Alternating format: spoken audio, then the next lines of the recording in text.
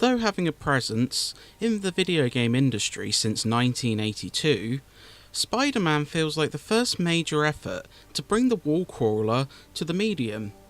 With Sony and Insomniac Games behind the wheel, it quickly became one of the most anticipated games of the year. Gamers hoped it would do for the titular hero what Arkham Asylum did for Batman, bring this comic icon to life in a fantastic game. While some design missteps perhaps stop it from quite reaching the same heights as the Caped Crusaders' adventures, Spider-Man does serve as a faithful tribute to the hero, delivering a great open-world adventure that both fans of the franchise and those unfamiliar can enjoy. Taking a cue from the more grounded Marvel Cinematic Universe, Peter Parker has just graduated from college and is delicately balancing working as a scientist at Octavius Industries and fighting crime as Spider-Man. After successfully putting Kingpin behind bars, it seems like crime is on the rise, as a mysterious masked gang, dubbed the Demons, begin to procure Kingpin's illegal resources. Parker must balance these precarious elements while franchise faithfuls such as Aunt May and Mary Jane Watson also make appearances. It's perhaps the most mature take on Spider-Man to date, with great voice acting and deep motivations powering through some more predictable moments and obvious twists. There are enough nods to the comics to keep fans hooked, but it serves enough origin stories for several villains to also please those unfamiliar with Spidey's antics. In fact, Spider-Man features a bevy of comic book villains for you to face. While many are already in their villainous guise, one character burns slower in his turn to the dark side. One of the best things about dramatic irony is that you know it's coming. Still, seeing this character unravel into his alter ego is perhaps the most tragic strand to have featured in a superhero game. He ends up playing a key role in the game's third act, and his conflict with Peter Parker, who himself feels a responsibility for creating this monstrous character, is genuinely compelling.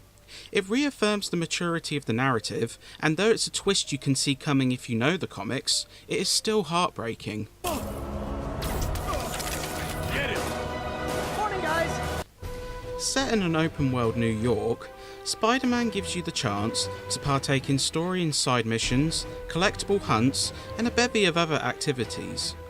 One of the key strengths of Insomniac's Spider-Man is traversal.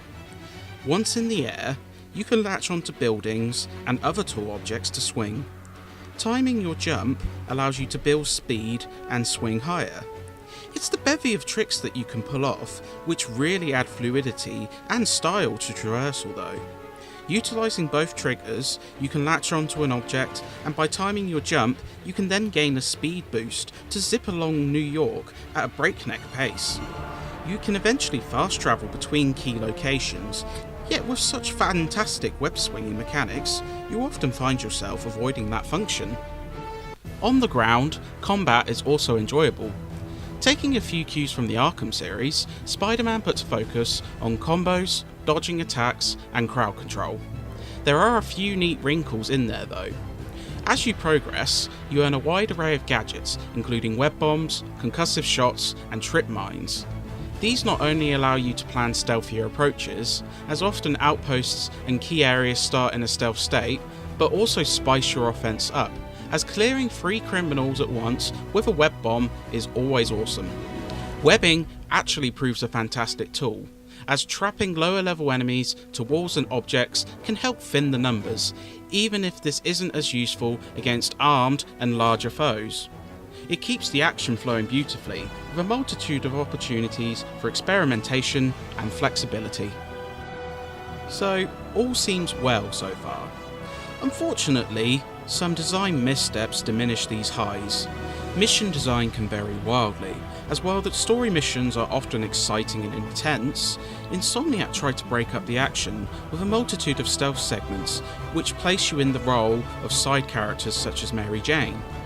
These just kill the pace of the action, immediately punishing you with a game over if you are caught.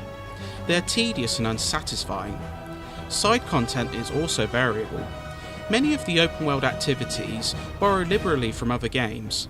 Hackable towers reveal key icons on the map, bases can be infiltrated, and collectibles come in many forms. None of it is bad, per se, but it feels lazy and generic when compared to the excellent quality story missions.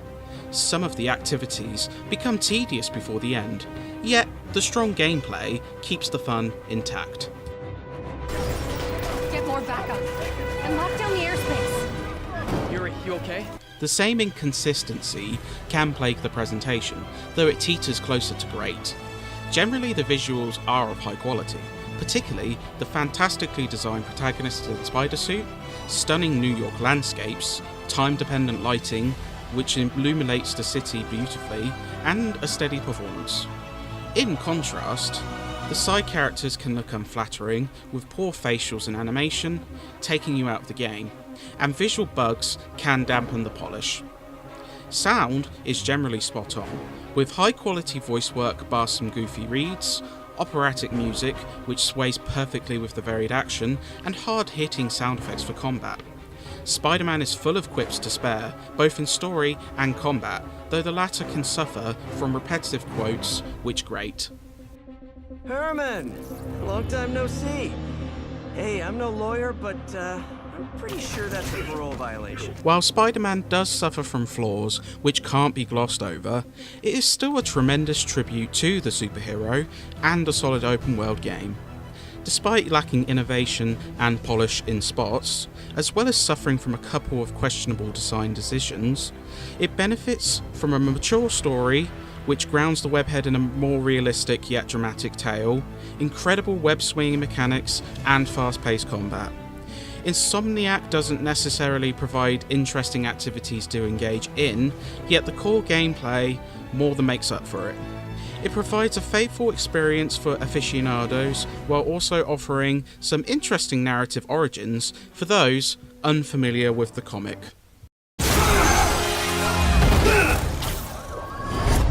Hi, Herman. Seriously?